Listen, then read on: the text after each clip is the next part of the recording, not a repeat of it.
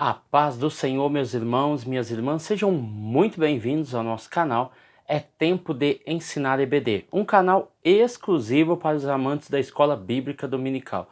Você aí já me conhece, eu sou Adriano Ricobelo, sou presbítero da Assembleia de Deus aqui da cidade de Franca, interior de São Paulo. Também sou professor da Escola Bíblica Dominical, ministro aulas também no CAPED, que é o Centro de Aperfeiçoamento de Professores da Escola Dominical. E tenho por formação teologia, que é a minha área, a minha paixão. Então hoje nós iremos falar sobre a lição de número 10. A lição de número 10, ela tem como título O Avivamento na Vida Pessoal. Até agora, nós falamos sobre os avivamentos que aconteceram em países, através de homens e mulheres de Deus, mas agora a lição entrará com um grande detalhe sobre a sua vida. O que é que você e eu tem a ver com esse avivamento? Qual é o impacto que esse avivamento causa e causará nas nossas vidas? Então hoje nós iremos abordar essa questão íntima e pessoal de cada um de nós, ok? O que é que eu tenho a ver com isso? Então é importante, é interessante esse tema que nós iremos abordar. O texto áureo vai falar sobre Salmo 63, 3 e 4. Na verdade, é o salmo que nós vamos abordar. Porque a tua benignidade é melhor do que a vida. Os meus lábios te louvarão. Assim eu te bendirei enquanto viver. Em teu nome levantarei as minhas mãos. A verdade prática, a presença do Espírito Santo é uma realidade em todos os dias da vida de um crente avivado, ok? Então, nós já aprendemos que avivamento não se trata de um momento de alegria, não se trata de um momento de êxtase e nem uma experiência aleatória. Avivamento é algo intrínseco na vida do crente, na vida da igreja. Então, de forma individual e de forma coletiva, esse avivamento acontece, ok? Então, o mais importante falando de termos de avivamento, em termos de avivamento, qual é o impacto que esse avivamento está causando ou irá causar, seja na vida particular, seja na coletividade da igreja. Qual é o impacto? Qual é a transformação que isso vai causar, ok? Será no âmbito familiar? Será no âmbito da igreja? Será no âmbito do estado, da cidade, do país, do mundo? Qual é o impacto e quais as transformações que esse avivamento causará, ok? Então, vamos aqui para o Salmo 63. Aqui nós não teremos um momento de explicação, como nós temos em todas as aulas, porque o próprio texto no subtópico de número 1, no tópico de número 1 e tópico de número 2, vai falar justamente sobre o texto. Então, nós vamos apenas verificar, através da leitura bíblica em classe, que o salmo estudado, as características estudadas estarão no Salmo 63, do 1 ao 8, ok? Então, eu queria falar, porque já que nós vamos entrar nos pormenores dele na unidade 1 e 2, então eu não preciso de entrar em detalhes aqui.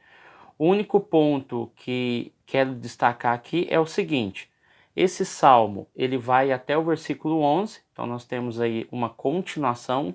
É necessária apenas até o versículo 8 para nossa compreensão e estudo dessa lição, e entender e compreender que este é um salmo de confiança, um salmo de fé.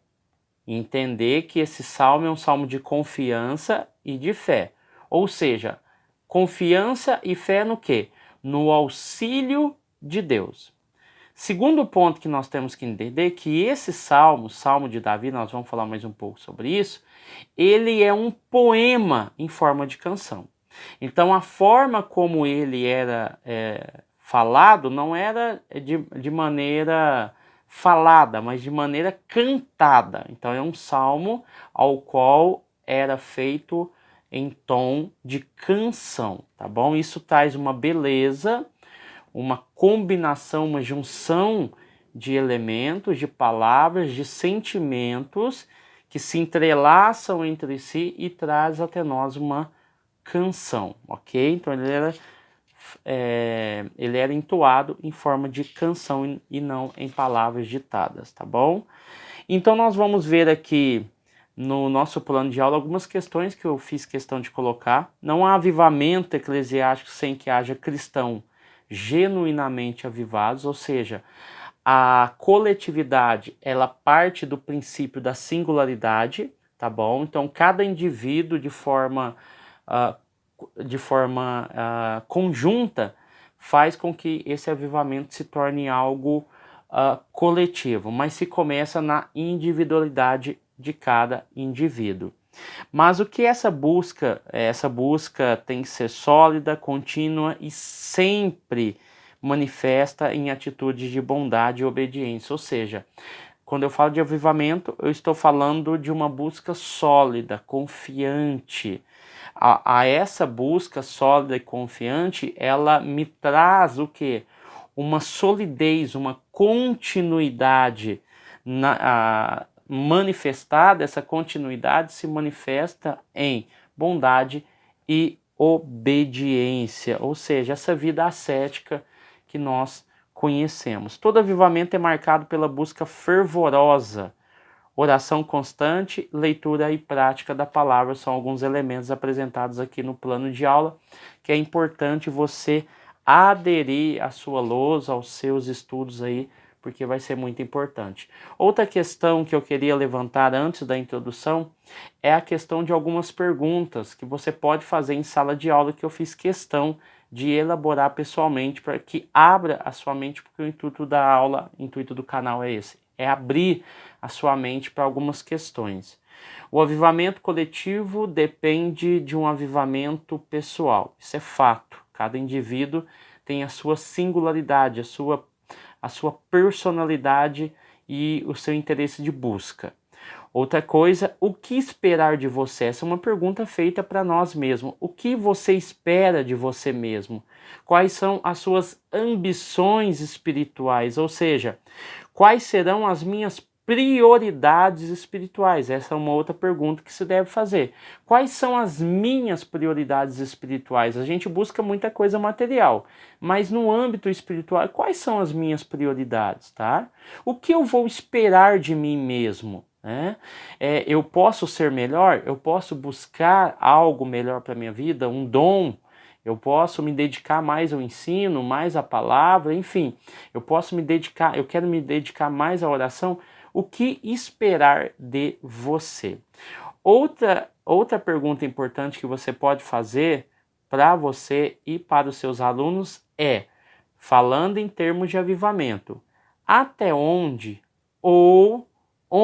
minha espiritualidade vai me levar? Algumas espiritualidades estão levando ao fracasso, outras não. Então é preciso você avaliar a sua espiritualidade e entender até onde minha espiritualidade irá me levar. Então você fazendo essas perguntinhas, eu acredito que vai abrir muito a mente dos alunos e a mente do professor e professora também, que irá ministrar. Ok, entendendo tudo isso, vamos aqui para a introdução. É vontade de Deus que cada crente seja avivado. Isso é fato, nós já entendemos.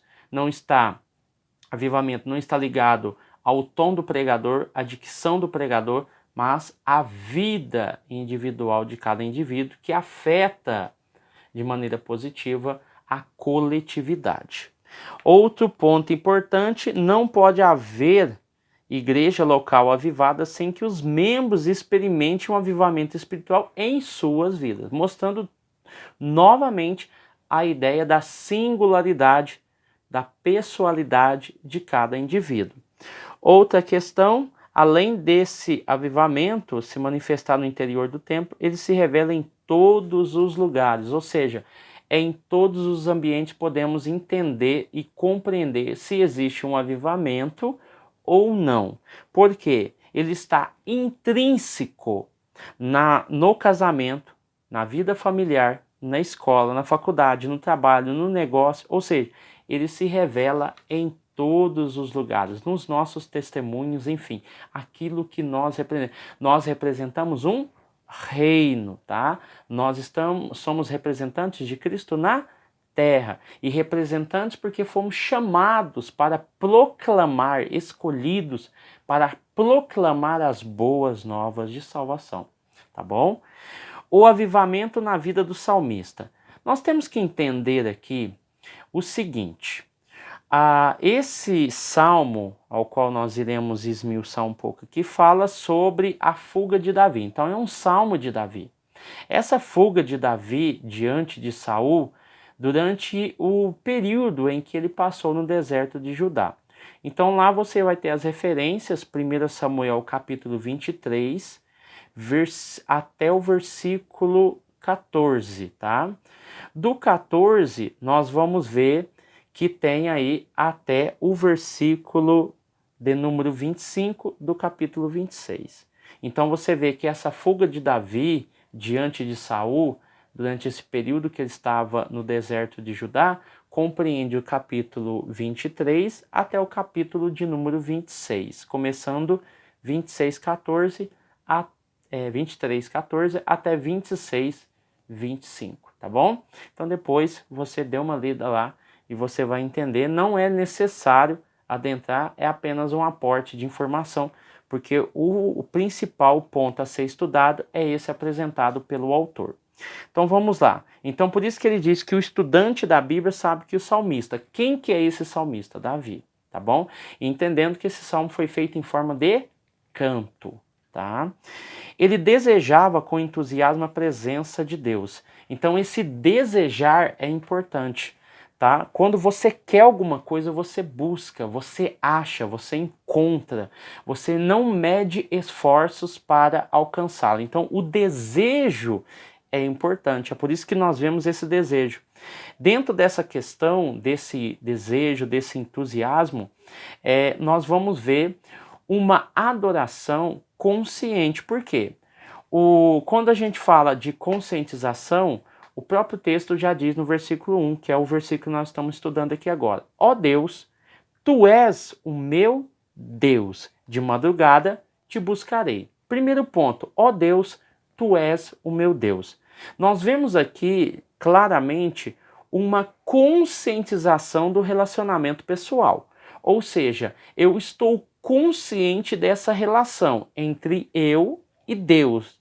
Deus não me engana e eu não tento enganar a Deus. Deus não mente para mim e eu, em hipótese alguma, vou mentir para Deus. Eu tenho consciência desse relacionamento pessoal que eu tenho com Deus. Esse é o primeiro ponto. Por isso que ele diz: ó Deus, tu és o meu Deus. Ou seja, eu tenho uma adoração, um relacionamento pessoal e consciente. Por isso que ele vai falar sobre a questão da convicção. De madrugada te buscarei. Ou seja, esse item traz um ponto importante. Deve haver uma busca sincera. Tá? Essa busca sincera está baseada em um estabelecimento de um relacionamento, tá? Porque essa comunhão, ela é cultivada. Então você vai ver que quando ele fala sobre de madrugada te buscarei, justamente o autor está falando sobre a necessidade de uma busca sincera. Quem acorda pela madrugada para buscar a Deus, é de se entender que ele quer uma busca sincera, senão ele não acordaria. O fato também de ter um estabelecimento de um relacionamento é importante. Ele estabeleceu que de madrugada e de noite ele tem um período para buscar a Deus. Então eu estabeleço um momento de relacionamento com Deus. Então essa comunhão deve ser cultivada. É por isso que quando nós vamos falar aqui sobre a questão da convicção, se você pega o versículo 1 desse mesmo capítulo e o versículo 6, você vê duas referências a essa questão do relacionamento, o estabelecimento de um relacionamento. O versículo 1 fala que ele busca de madrugada. E o versículo 6 fala que ele busca a Deus à noite. Então eu tenho dois períodos ao qual o salmista Davi faz questão de reservar um tempo no seu dia para buscar a Deus, por causa da sua incrível convicção de que Deus poderia solucionar os seus problemas, tá?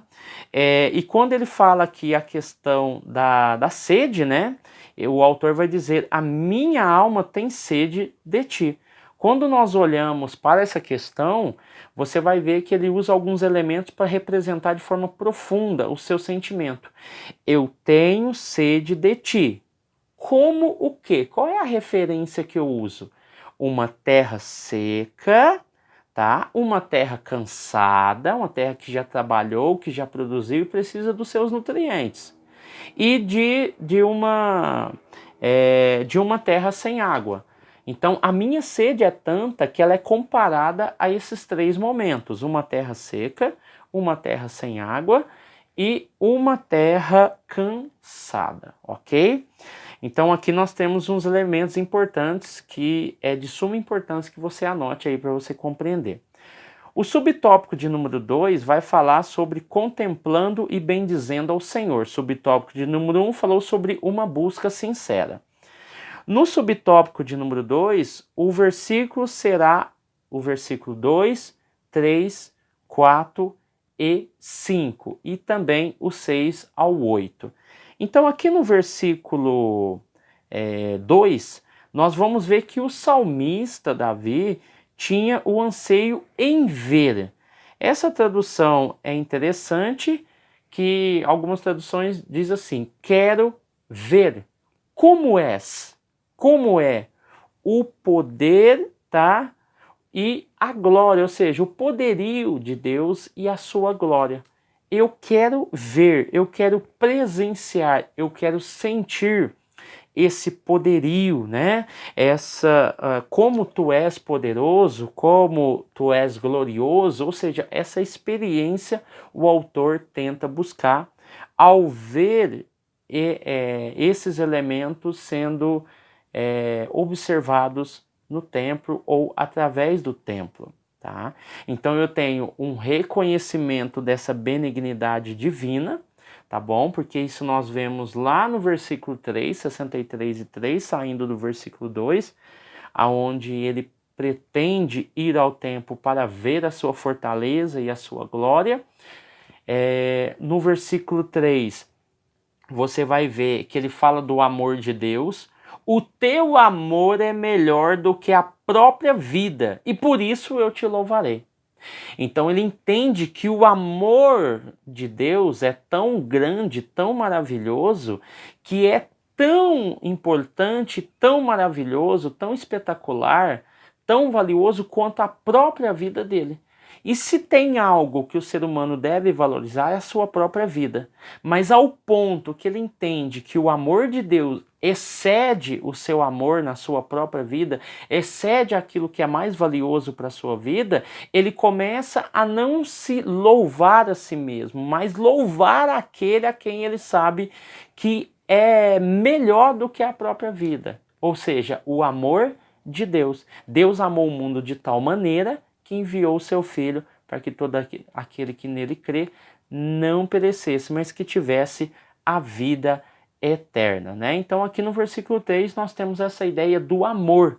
E como o amor excede tudo aquilo que ele conhece e sente, ele louva a Deus pelo fato dele entender todas essas coisas.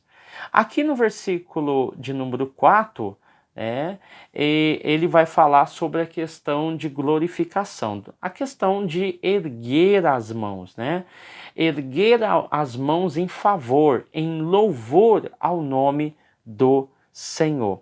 O autor deixa bem claro aqui a ideia da disposição da alma em contemplar a glória do Senhor, e não somente contemplar, mas glorificá-lo e bendizê-lo, né, por toda a sua vida.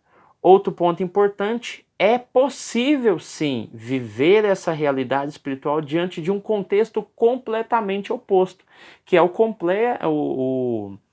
que é a realidade espiritual, ou seja, o ambiente, o contexto que ele está vivendo, um ambiente de oposição, um ambiente de ataque, um ambiente de perseguição.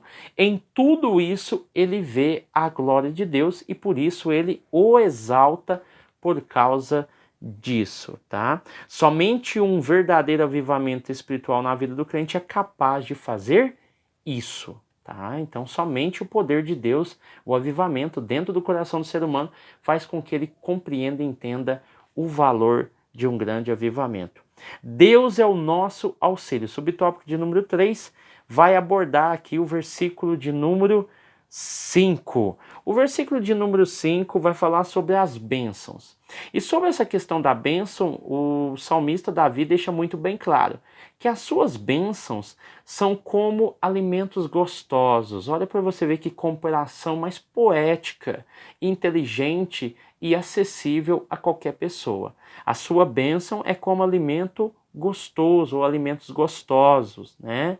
Me satisfaz. E quando me satisfaz, por isso eu canto alegre, diz Davi no versículo de número 5. Quando você acaba de se alimentar, pode ter certeza que você, além daquele soninho que dá depois do almoço, você sente aí um vigor para fazer todas as suas atividades do dia. E aqui também o autor deixa claro que como as bênçãos do Senhor são como alimentos gostosos, e eu como, me delicio com isso, eu fico sustentado. E como eu fico sustentado, eu fico alegre. E como eu fico alegre, eu faço o quê? Eu canto, eu danço, eu me alegro na presença do Senhor, porque eu estou satisfeito, eu estou alegre. Essa busca pela palavra é interessante, porque ela nunca vai te deixar faminto, ela nunca vai te deixar a desejar, ela nunca vai te deixar com vontade, ela sempre vai te saciar. E um crente saciado, ele faz muitas coisas, ele trabalha mais, ele se desenvolve mais, mas essa comida está disponível, mas não é na boquinha. A pessoa tem que buscar, tem que desejar, ou seja, as bênçãos do Senhor são como alimentos gostosos, ok? Olha que poético é isso, tá? Vamos lá. Do versículo 6 ao versículo 8, nada é tão consolador para uma vida avivada do que um crente ter Deus como auxílio. Um verdadeiro avivamento pessoal promove a bênção da segurança divina na vida do crente, tá? Então, por que que no versículo 5, já passando aqui para o versículo 8, por que que é importante lembrar? Lembrar, você tem como intuito não esquecer dos benefícios que você recebeu. Às vezes, quando nós falamos de lembrar, logo nos vem à mente algo que alguém fez de ruim. Mas quando a gente fala de lembrar também, a gente fala de momentos felizes, de momentos alegres, um passeio, a gente fala de um momento em família, a gente fala de coisas boas que aconteceu, uma viagem, enfim, um culto, um momento especial para a sua vida, para o seu cônjuge, enfim, são vários momentos que a gente pode lembrar de bom. Mas aqui o autor está falando que essa questão de lembrar está associada ao fato de Deus ter o ajudado. Não somente o fato de Deus ter o ajudado, porque o fato de ajudar em si não acarreta coisas que possam trazer uma coisa completa, uma forma completa. Porque a pessoa pode te ajudar e logo em seguida ela pode sair e te deixar na mão. Ou seja, eu posso ir ali, dar uma esmola para alguém e vai ser apenas uma esmola, eu não vou ter mais contato nenhum relacionamento. Aqui Davi está falando a partir do versículo 5 que ele tem me ajudado e tem estendido a sua mão direita e tem me segurado. Então o fato de ajudar não encerra o compromisso de Deus com o homem, pelo contrário, ele ajuda e estende a mão direita para o segurar. Então é interessante, porque muitas pessoas recebem a bênção de Deus, muita gente recebe a visita de Deus na sua vida e Deus o ajuda com uma cura, com uma libertação, com uma bênção material, espiritual, ou seja, e depois Deus faz assim, estende, venha comigo, Porque isso que eu te dei é o mínimo do mínimo, porque eu tenho muito mais para te oferecer. E ele estende a mão para que você vá com ele. E muitas pessoas dizem assim, não, eu estou contente com o que eu tenho, eu não preciso do Senhor mais, porque o meu problema já está resolvido. E não dá a mão para o Senhor, tá? Então é interessante essa questão. Davi reconhece essa colocação, esse ponto, tá? Então não é somente ajudar, mas estender para que essa ajuda se complete, tá bom? Vamos lá, o tópico de número 2 vai falar sobre o avivamento espiritual do crente, reservando uma agenda de piedade, uma agenda, né? Um cronograma, uma fórmula, tá bom? Então, dentro dessa questão, o autor vai falar sobre alguns elementos. Esses elementos é a oração e a leitura devocional da Bíblia, tá bom? Então, dentro dessa questão, o autor nos deixa uma dica muito importante, até para você passar para os seus alunos. A questão de o ato de reservar um momento. Todos nós temos os nossos momentos íntimos, momentos particulares, em negócios, um momento que nós reservamos para a igreja, né? Cada um tem o seu período, de acordo com o seu trabalho, com as suas funções, com as suas agendas. E aqui o autor deixa bem claro, reserve um tempo ao longo do dia para desfrutar de períodos especiais, em que cultive a vida devocional e, consequentemente, estreite a comunhão com Deus.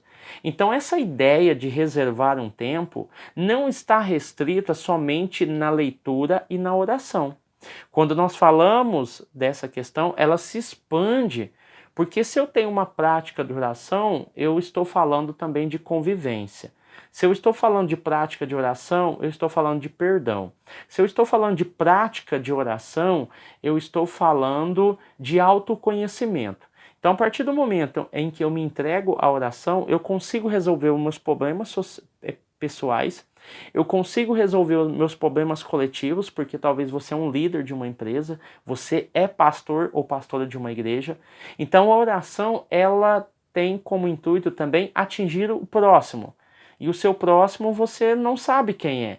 Por quê? Às vezes é aquele seu vizinho, seu amigo, mas pode ser alguém que você vai conhecer depois. Então, o seu próximo, ele é um elemento surpresa, que pode aparecer a qualquer momento. Alguém te pedindo uma ajuda, alguém te pedindo uma oração, enfim. São coisas que vão acontecer na nossa vida. Então, são esses elementos surpresa que faz com que você entenda o propósito da oração na sua vida. Ele vai citar Davi, ele vai citar Daniel, ele vai citar Jesus, ao qual oravam de forma intensa, alguns de forma regular, ou seja, períodos de oração. O fato é que na Bíblia muitos homens e mulheres de Deus venceram grandes batalhas através do momento da oração. Ou seja, a oração nunca deixou de ser importante para o cristão, principalmente pentecostais. Nós temos 3 ênfases quando nós vemos e analisamos o termo oração. Nós vemos que ela tem 3 principais intuitos. Primeiro é interceder, ou seja, a oração ela intercede tanto de forma pessoal quanto de forma coletiva, o próximo. Então ela tem um poder de intercessão. Ela também é um ato de adorar. Quando você ora, você adora a Deus, tá? Porque é um devocional que você está fazendo, um momento com Deus, então é uma forma de você adorar, você se entregar, você se humilhar diante da presença do Senhor. Então é um ato de adoração. O terceiro ponto também, que é característica da oração, é o ato de dar graça, ou seja, quando nós oramos, nós agradecemos por tudo aquilo que Deus tem feito. Então é um ato de graça. Toda vez que você ora na sua cama, no seu momento de oração, seja na rua, seja em qualquer lugar, uma das coisas que saem da nossa boca é: Senhor, eu te agradeço pela vida. Por quê? É um ato de graça.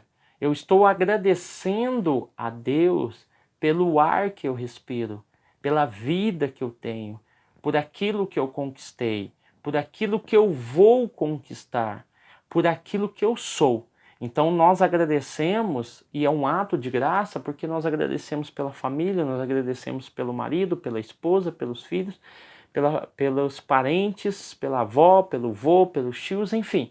Nós fazemos uma oração que engloba toda a família, ok? Então essa oração é dar graça. A leitura devocional da Bíblia, ler e estudar diariamente a Bíblia é importante para que entendamos, absorvemos e vivemos. São 3 verbos aqui que o autor deixa bem claro que você pode explanar na sua aula, tá bom? Entender, absorver e viver. Faz parte da leitura e do estudo. Tem gente que apenas lê, mas o fato de ler não te dá a compreensão. É preciso ler e estudar para compreender, ok? Aliás, a Bíblia deve ser lida e estudada levando-se em conta os seguintes aspectos. Ele vai destacar aqui, é importante você destacar. Primeiro, te dá uma permissão para você meditar nas coisas de Deus. As coisas de Deus, o que Deus faz, o que Deus fez, o que Deus vai fazer, a sua grandeza, a sua magnitude, o seu poder, a sua onisciência, a sua onipotência, enfim, todos os atributos de Deus. Então, a Bíblia te permite a meditar nas coisas de Deus. Ela te previne, ou seja, ela previne o nosso coração de pecar. Ou seja, ela vai permitir, ela vai prevenir, ela vai consolar, ela vai dirigir e ela vai ordenar a vida pessoal. No caso aqui são 5 verbos de ação que o autor usa. Ela nos permite, ela nos previne, nos consola, nos dirige e nos ordena. Então são 5 verbos de ação associados aos 3 verbos de entendimento, ok? Então aqui está muito bem claro, está muito entendido o que o autor quer nos mostrar para você passar para a sua sala. Outra coisa, quando nós falamos da prática da oração, né, e da leitura devocional, o crente é reconhecido por isso. Se você pegar 1 Coríntios capítulo 1, versículo 2, vai dizer o seguinte: os cristãos identificam-se com aqueles que invocam o seu nome. Ou seja, nós pentecostais principalmente, quando alguém passa de frente uma igreja, ela automaticamente identifica aquele grupo como sendo pentecostais ou assembleianos de forma geral. Por quê? Aqueles que invocam ao Senhor são reconhecidos por isso. Aqueles que oram, aqueles que jejuam, aqueles que leem a Bíblia, diferente de outros grupos, como os católicos, que não tem, muitos grupos lá, não tem o hábito de ler e estudar, porque isso fica a cargo do padre. Mas nós temos esses atributos. Nós lemos e estudamos, tá bom? E compreendemos a palavra de Deus, ok? Então, passando aqui para frente, tópico 3, a vida pessoal e familiar do crente avivado. A vida pessoal. A vida pessoal está ligada aqui a 1 Timóteo 4,16, eu queria ler. Cuide de você mesmo e tenha cuidado com o que ensina. Fazendo isso, salvará a ti mesmo e a todos os que te ouvem, tá?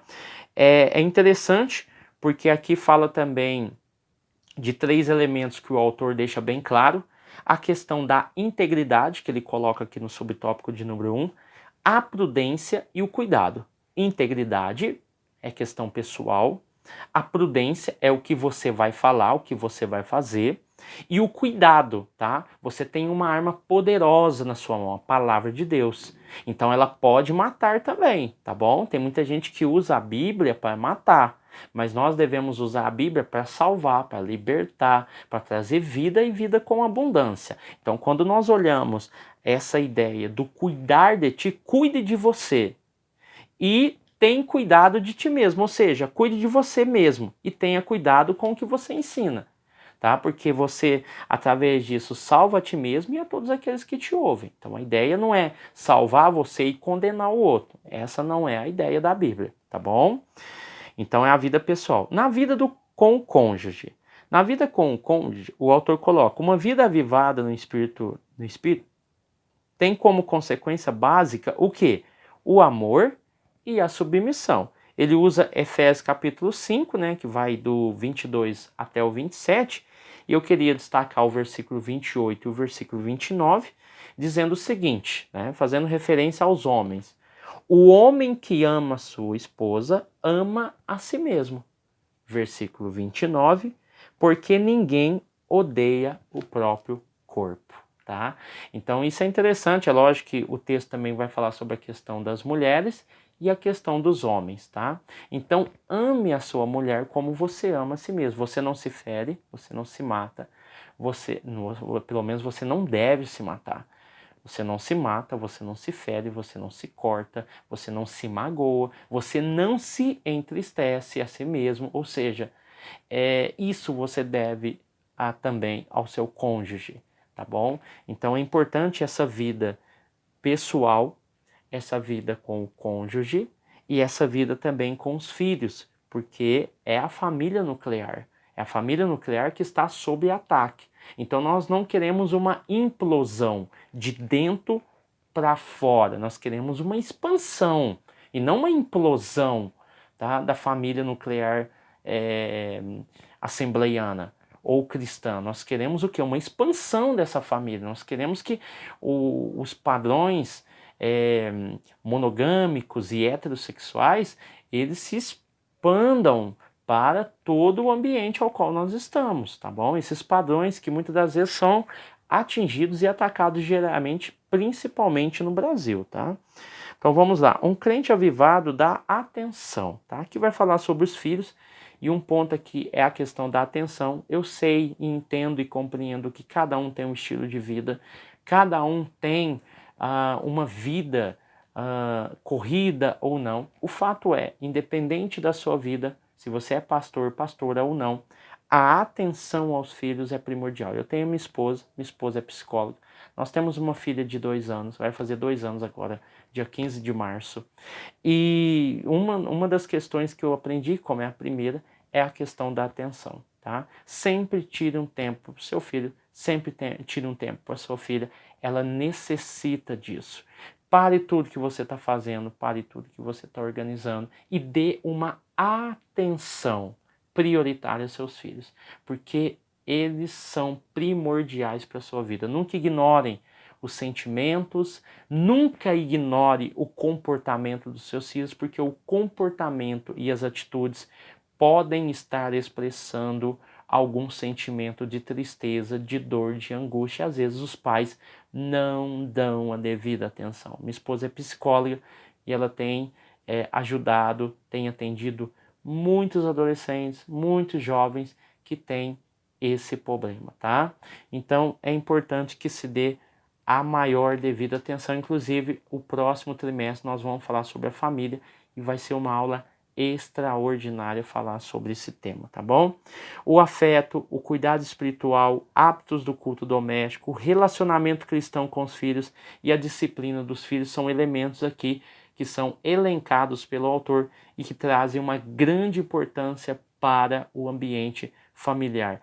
Como nós estamos falando de escolinha dominical e esse é o nosso objeto de estudo, muitos pais, muitas mães, pais e mães, né? Pai e mãe, não querem acordar os seus filhos pela manhã para ir para a escola dominical. Lembre-se de uma coisa, não é uma regra e nem uma exceção.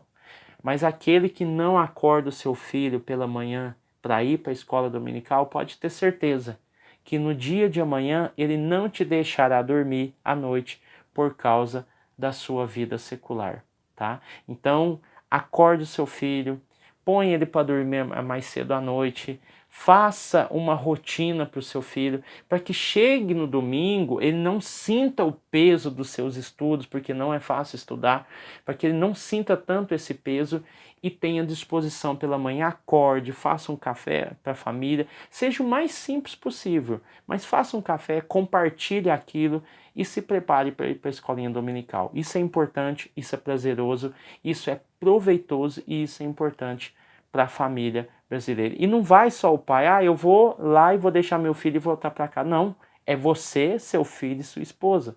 Vão para a escola dominical. Isso vai fazer uma diferença muito grande lá na frente, ok? os efeitos do avivamento na vida pessoal. O crente avivado é alegre e o crente avivado é santo. Então esses são os elementos que definem e terminam a nossa lição aqui, ok? O crente é alegre, independente da situação. Ele sempre vai sentir a confiança em Deus, porque Deus vai lhe dar sabedoria e discernimento. Amém? Deus abençoe você, sua casa, sua família e até o próximo vídeo. Fiquem com Deus e até o próximo vídeo. Amém?